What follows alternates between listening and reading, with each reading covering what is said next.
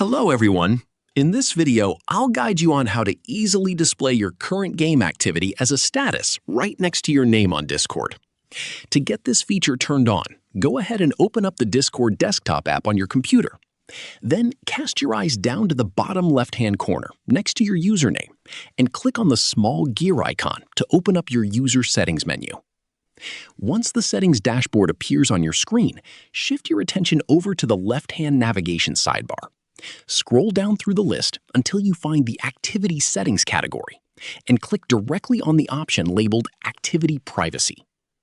Right at the top of this menu, you will see a main setting that reads Display Current Activity as a status message. So go ahead and toggle that switch into the on position. Now, whenever you launch a recognized game on your PC, Discord will automatically detect the program and showcase it dynamically on your profile for all your friends to see.